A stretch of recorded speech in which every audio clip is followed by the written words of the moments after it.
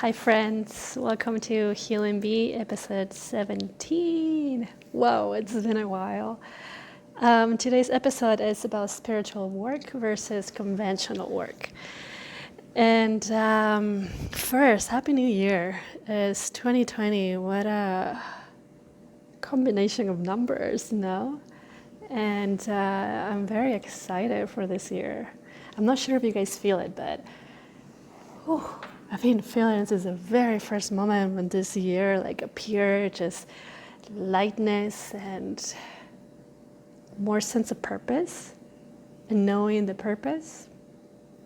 So it's been great so far. Still a lot of things shedding, of course. We are always in this path of being the best versions of ourselves, and it's a beautiful path. It's a beautiful path. So going back to today's theme or topic, I want to share something with you. And first, let me just say that it's all based on my own experience or what I've lived through my life, and at the same time, my own perception, my own perception. And there's nothing wrong with that. We all see things differently because we're all different. Even if we are all at the core the same, we're just different. By the way, meow. So most of you know that I do energetic therapies, and also I guide others through a spiritual awakening and give them support. The reason why I do that is because I went through a very intense time on my Kundalini awakening that it made me feel crazy and that I didn't have anyone, even though I had a support system.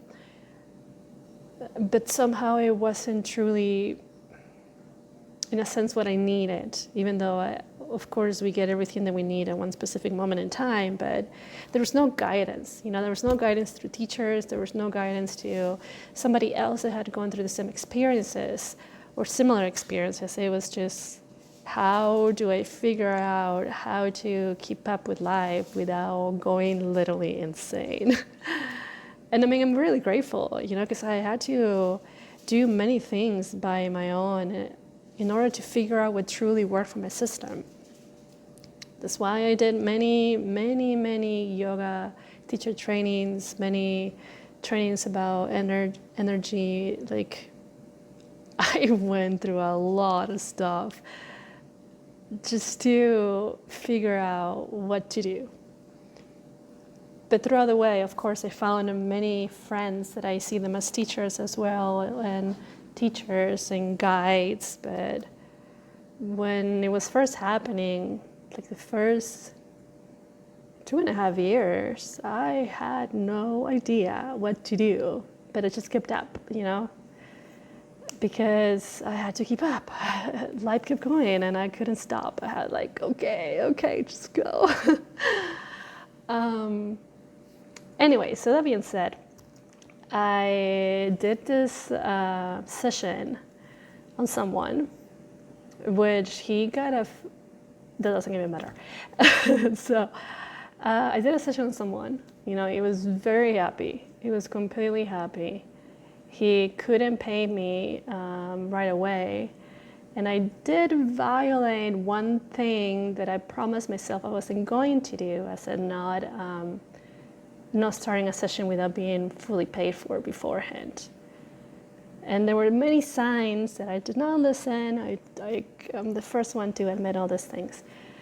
But anyways, time went by, kept talking to me, kept guiding, kept looking for more guidance and support, a support system, and of course, I'll give it to you, if you need something and I can do something for you of service, of course, depending who you are, because we can't save everyone or guide everyone, your people is your people, my people are my people. Yeah, he ended up paying for it, and then through PayPal. And then all of a sudden, the day before New Year's, I received this email through PayPal saying that from him, he wanted a refund. He wanted a refund because he no longer believed that my angelic guidance was real. And it took me through this spiral thing And let me explain why. There was nothing of him saying, like, and let me be clear about this. I deeply feel for this being, and I hold nothing against him. I'm just sharing this to bring in perspective the next things that are coming through. I wish him the best because I feel for him. I have also gone through very deep and intense processes in my own awakening, and it's okay. Like I said, it's okay. Let's not take things personal. But of course, I did at the beginning. When I first saw that email, I'm like, I'm not gonna give you the money back. So the ego was like, boom. And then I was like, wait a second. From things that we had talked about, like, of course he's going through a very intense time, and of course I feel for him. But like the spiral that it took me in was like, do you go to the doctor and get your wisdom teeth like taken out, and then come back 3 weeks later and say like, hey doctor, I don't believe that you're doing the right thing with my teeth, give me my money back? No, you don't. No, you don't. And this goes with everything, right? You don't go anywhere. Like when somebody gives you a service and then go back, like, I don't believe this in this anymore, so give me my money back. So like it took me in all this, and I'm like, why? And of course, this is my big lesson, because like I said, I violated one of my own rules, and I did not listen to my own intuition. But then there was something else beyond that. Something else, some big code in society that is, thank God, is changing, because we are awakening to our big powers and realizing that we're not just this human form and we're beyond that. So I was thinking, why? Why can people do such thing in a work so deep like I do, like my brothers and sisters do? I'm not saying that what a regular doctor does is not real and is not helpful, but what my mind was taking me into was that, okay, so a doctor goes, 10 years, 11 years to school, depending on what you're studying, maybe even more, who knows. But awakening school is a constant school that you start from the very beginning that you come into this world, whether you realize it or not, whether I was aware of that or not. And like it's deep, and it hurts. It hurts because you confront yourself. You confront whatever identity you told yourself you were. And then it's like, holy smokes, this is not even real. You're not even real. You're just an identity. What is going on? And there's like all these energetic things that come up to the surface, all these traumas from childhood or even beyond that, like things that come from your family lineage, things that come from different lifetimes. It's intense, And if you are going through spiritual awakening or have gone through these really intense periods, like it's a serious thing, and it's not a joke. It's not a joke.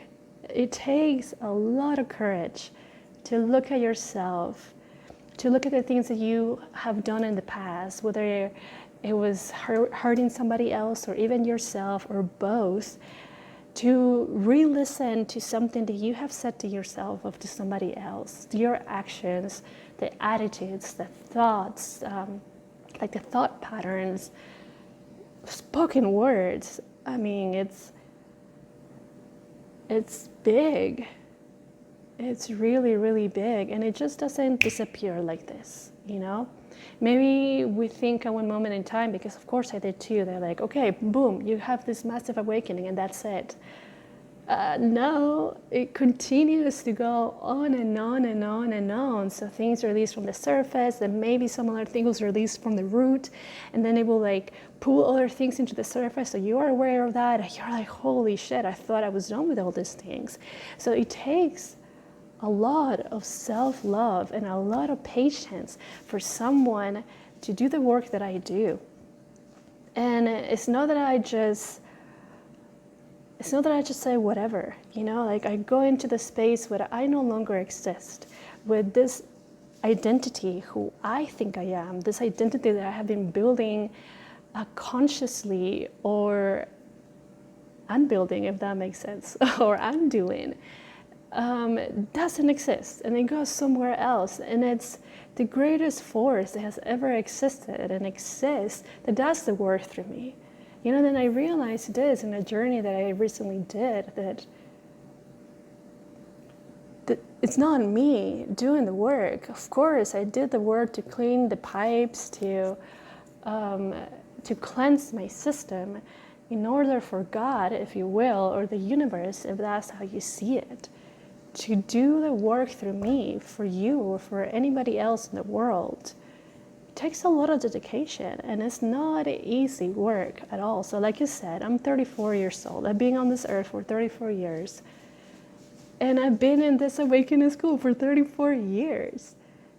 So how does that kind of work? It's not seen as somebody that gets a diploma, Goodness, I have an architecture degree.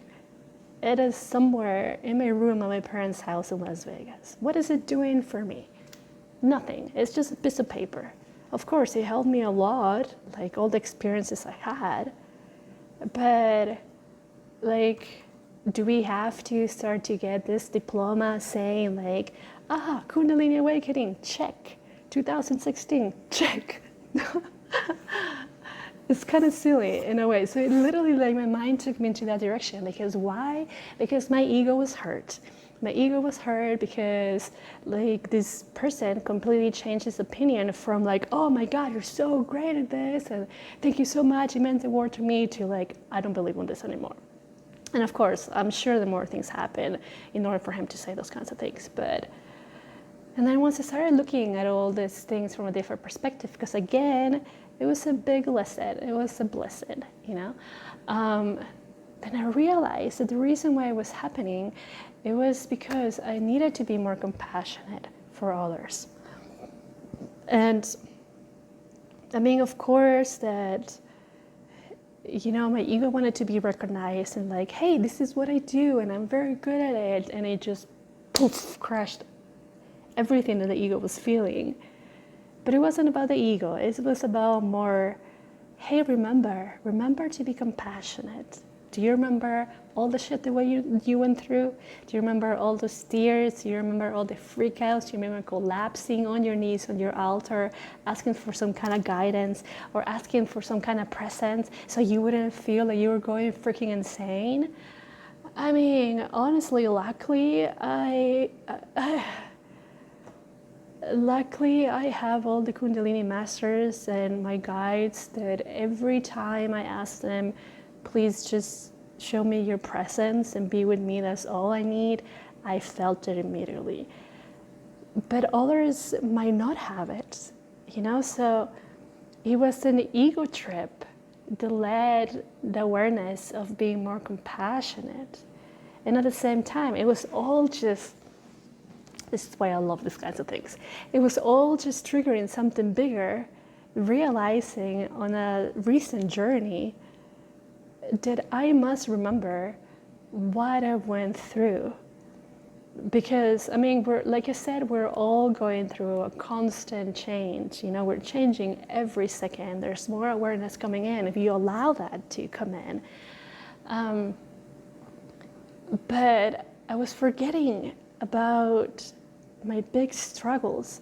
I was forgetting what it felt like when the energy shot up through my spine, when my body started to move into and go into a trance and not being able to do absolutely anything, couldn't even stop it. When I felt like something was pulling my arms back and my neck around and my back and my legs. I had forgotten about that. I had forgotten how it felt like to struggle that hard and to have what I thought was my reality completely collapse. And that's something we must remember at all times, because like I said, we're constantly evolving. That is like the one thing that is constant in life. You just evolve and evolve and evolve. And if you are in a position where your life is great, and then you have already gone through, in a sense, like the hardest parts of awakening, even though you're still going through different processes, and then you're trying to talk to somebody else and not truly, in a sense, feeling for them, because you forgot how hard that was. So that was my big lesson, to remember. And like I was saying, in a recent journey that I did, when I saw like my deepest love just going through his own processes, and just like my jaw dropped, like, holy shit, this takes a lot. Like I said, it takes a lot of courage, it takes a lot of strength just to sit with those painful emotions, and perhaps like these painful things that are happening on the physical body. And just seeing him like that, it was like, yo, you must remember.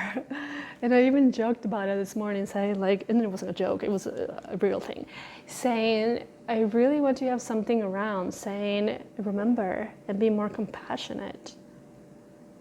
Because that's how we can relate. You know, like, of course, I can talk to you about how difficult my divorce was, how difficult it was to take the leap of faith and moving out of Las Vegas, or how difficult it was to learn English. But if I don't go into the space where I consciously remember how difficult it was, how could I possibly relate to you? Maybe just a dot. But perhaps there's more needed than a dot. So then I was like, yes, we need to be more compassionate. We need to remember the hard parts, because of those hard parts we're here. Because of all those hard parts, I can relate in a sense with you about anything that might be happening to you that is or has been similar to my own sense of reality. And it blew my mind, you know, because as it is, I'm very compassionate, and I feel really deeply about anything that is happening in a system that is not my own, especially when it's someone that I love, or someone that has gone, like I said, through something very similar to my own experiences. So compassion, you know, and forgiveness in a way, because even though how I see in my own perception is that I have nothing to forgive this person, because I accept how he is. You know, I accept how he is. I accept his reality, whether his reality is true to him. It might not be true to me, to my own, and that's totally fine. He's going through his own process, and the only thing I can do is just to keep him in my prayers. Keep him in my prayers and ask for his own guidance to come through more, if that's what his system is allowing, you know, because there's the free will. So, about compassion. So the Dalai Lama said, if you want others to be happy, practice compassion. If you want to be happy, practice compassion. So it's such an important quality in people, in ourselves. Not only to relate with others, but to thrive more. And how many times can we forget? You know, how many times can we forget and allow our own perception to come through and get pissed off at someone? And I'm reading this book by Don Miguel Ruiz. It's in Spanish, so like the title, it's something along of the mastery of love. So it starts saying how if you want to change others, it's because you don't respect them. You know, you think you know better than them, And how could you possibly know better than them? They're not your system. They have their own system. Their system is operating in some kind of different software than your own. You know, you can know your system very well if you decide to, but they might tell you many things about how they operate and all these things, but can you truly know? Who knows? Maybe in a sense, yes, but maybe not. So then, if we just, and in the book he also says, you know, if we just take care of our parts of our half, whether it's half in a relationship with your partner or with a family member or friends or a dog, if you just take care of your own part and you work on that part so you are happy with yourself, so you accept yourself, so you love yourself, and you don't worry about their part because you know they will do the best they can. It's almost like a tennis match, you know. So you have your partner, and you're not going to tell your partner how to play tennis. You trust that he's going to do or she's going to do a very awesome job. And it doesn't matter about winning or losing. It matters about having fun. And how many times do we forget about having fun? I mean, I know I have. I know sometimes I get into this bubble and I just forget, you know, so it's keeping the reminder of being compassionate and knowing that you don't own anyone, knowing that everybody is experiencing something different, even if there's so many similarities, and honoring their journey. And like I said, some people are not meant to work with you, some people are meant to work with you, and that's completely fine. So that was my big lesson. And I'm very grateful for the lunar eclipse that happened yesterday because it was all part of that. Whoa. Yeah, life is so beautiful. Life is so beautiful, but we must remember to have compassion for others. And at the same time, we must remember to have compassion for ourselves, right? So we come first, and then we can take care of something else. I like this thing that I just saw right now. It says, the purpose of human life is to serve and to show compassion. Compassion and to help others. Yeah, I totally agree. So I invite you, if you will, to sit on a space. We'll do a little bit of a channeling to open the space for all of us to truly be compassionate. Not just to ourselves, not just to other human beings, but compassion for animals, compassion for minerals, plants, especially with the fires happening in Australia. So we can remember, you know, so we can remember that everybody's going through some kind of struggle. Everybody is going through their own journey, and we must allow them to have it. We must allow them to experience what they must in order to truly awaken to their own reality, to the reality of life and beyond life.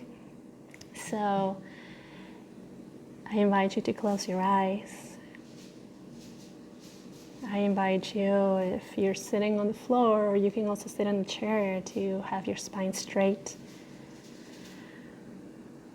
And I invite you to relax the muscles of your face and your belly, your throat, and see if you can concentrate on your heart space. Releasing any judgment or anything that you think you must do at this moment. Everything is perfect how it is.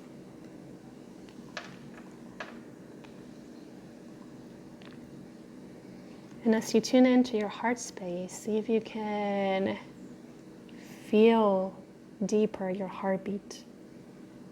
Feel your heartbeats. And allow your unconditional love and unconditional love that runs through you for everybody else, not just yourself, to journey through your entire being. And giving yourself permission to feel that. to feel the love moving through the veins, through your bones, through your muscles, through the physical structure, to your cells, through your brain, through the energetic bodies, through your mind, through your totality.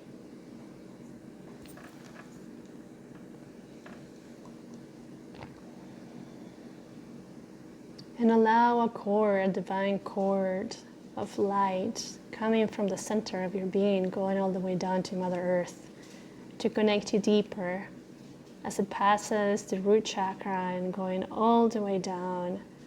And through here, energy that does no longer serve you can be released, so Mother Earth can transfer that energy into something greater, whether it's for you or for somebody else or for herself. And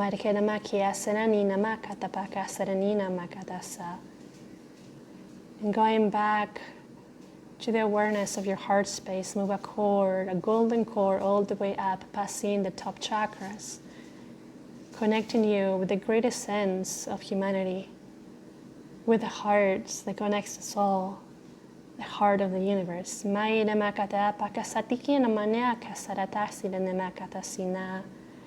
Feel the heartbeat of the universe. Hear the heartbeat. And hear the love that radiates through you for everybody else, and from everybody else through you.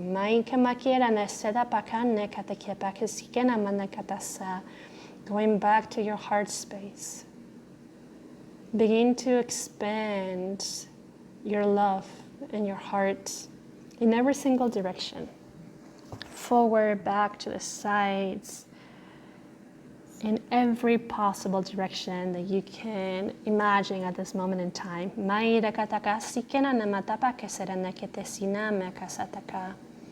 From this heart space, you're consciously asking, if you will, to remember your struggles, to remember your big lessons, your blessings that you went through. So you can also be put into that spot where you can open sacred space for somebody else. Knowing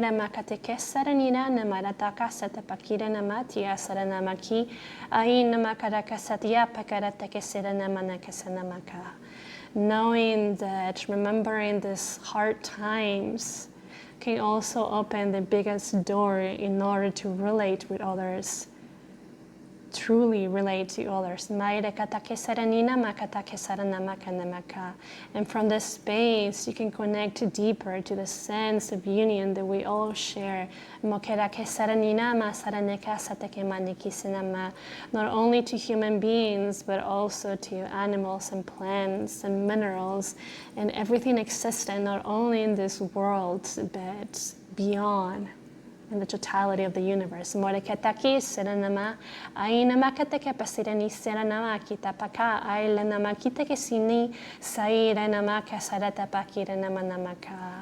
Feeling the openness of the heart, the expansion of the heart, the infinite expansion of the heart. Knowing that from this moment on, you will be conscious and the doors will be open in order for you to remember and be more compassionate.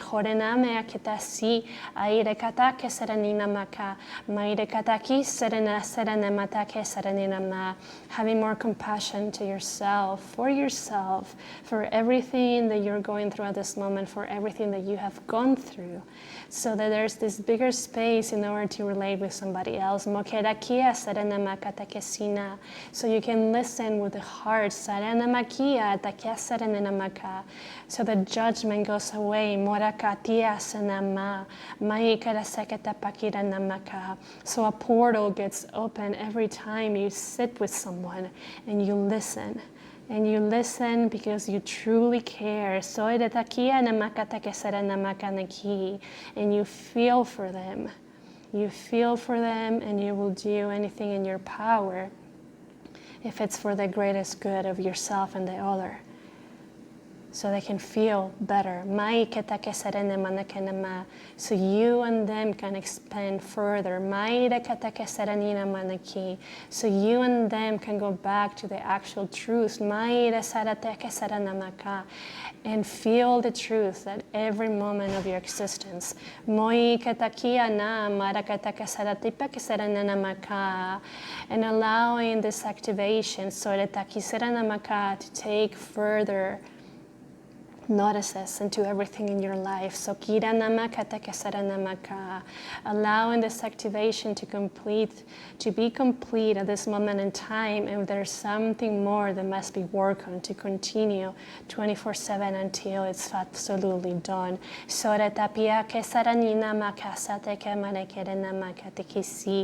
And in any moment, by your own will, if you choose not to continue to go with it, you can absolutely say it and it could stop. It will stop.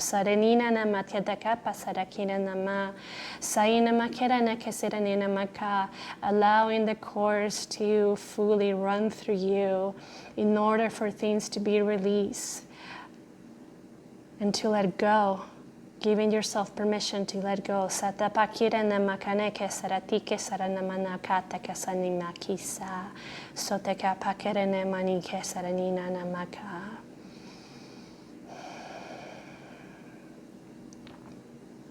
activation has been fully completed. The compassion doors have been fully opened. The remembrance of everything that you have gone through is in your system, flowing through your system with gratitude and love. So you keep them by your side, not to hurt you, but to help you to expand further. The constant reminder of everything that you have gone through that allow you to be who you are at this moment in time.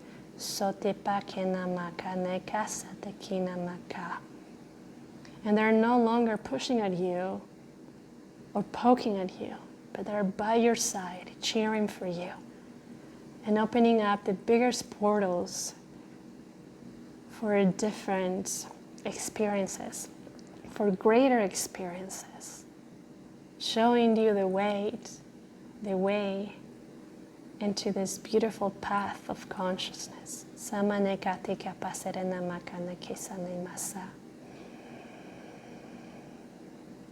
Allowing the channels to fully be present for you.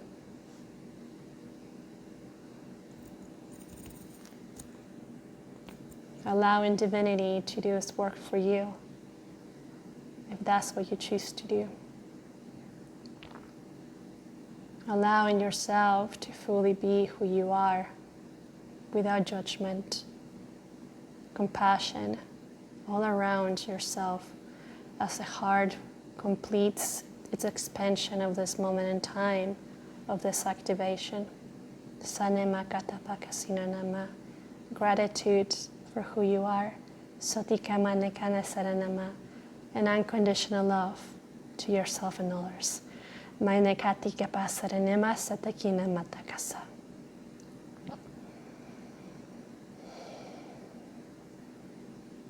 then sit in this space, allowing the sacred words to continue to penetrate your being.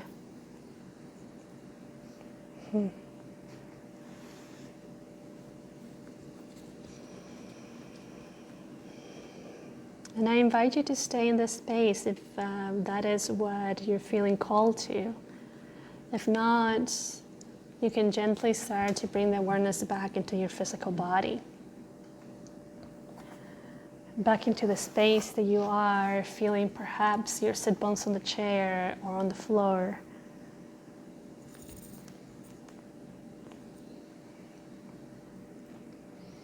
And whenever it feels best for you, inviting small and gentle movements of your fingers, your toes, perhaps even moving your neck side to side.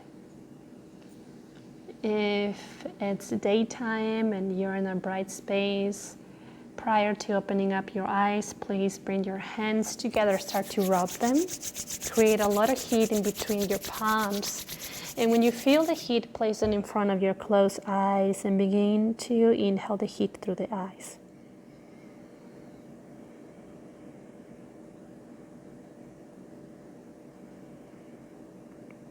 And whenever you don't feel the heat any longer, slowly blink the eyes open within the palms, and you can release your palms down. Welcome back. I hope you feel really good, because as I do. And I thank you for joining me, not only in this podcast, but in the activation process.